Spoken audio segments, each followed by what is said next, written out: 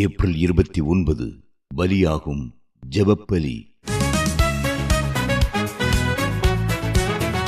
நீங்கள் நினையாத நேரத்தில் மருமகன் வருவார், ஆகையால் ஆயத்தமாயிருங்கள். மத்தேயு 24:44. கடைசி காலத்தை குறித்து பேசும் போதெல்லாம் இயேசு ஜெபத்தை வற்புறுத்தினார்.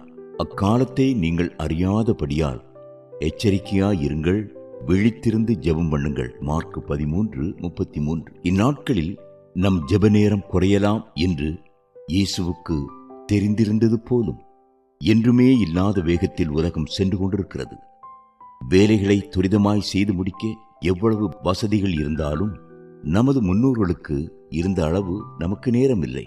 இதில் பலியாவது ஜெப நேரம்தான்.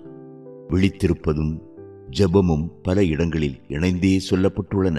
லூக்கா 21:36, கொலோசியர் 4:2. ஜெபிக்கிறவன் பாவம் செய்யான், பாவம் செய்கிறவன் ஜெபியான் என்றார் ஒருவர். பாவம் நிறைந்த இந்நாட்களில் ஜெபமே பாவத்திற்கு தப்பும் வழி. தினமும் காலை 2 மணி நேரமாவது ஜெபிக்காவிடில் அந்நாளில் பிசாசு ஜெயித்து விடுகிறான் என்றார் மார்ட்டின் லூத்தர். வேலை கூட கூட ஜெபமும் கூட வேண்டும். ஏனெனில் கூடுதல் பலமும் ஞானமும் பெறுவது கூடுதல் ஜெபத்தினால்தான். ஊழியமோ வேறு வேலையோ அதற்காய் ஜெபத்தை பலியாக்குவது மடமை. நம்மை விசுவாசத்தில் அசைத்து அசுத்தத்தில் அமிழ்த்த புது புது திட்டங்களை பிசாசு தீட்டியபடி இருக்கிறான். தப்புவதற்கு ஜெபம் ஒன்றே வழி.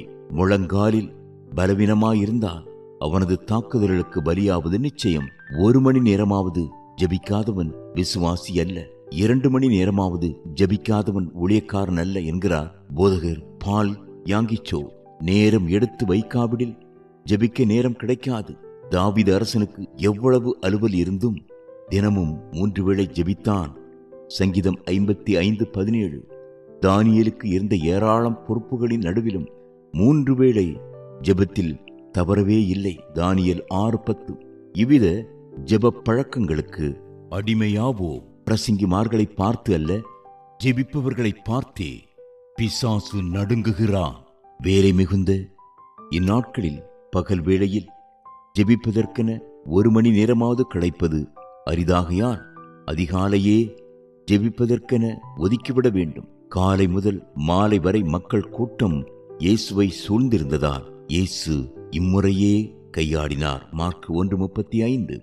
ஜெபத்தை கேட்கும் எங்கள் தேவா, ஜெபத்தின் வாஞ்சை தந்தருளும், ஜெபத்திலே தரித்திருந்து ஜெபத்தின் மேன்மை காண செய்வீர்.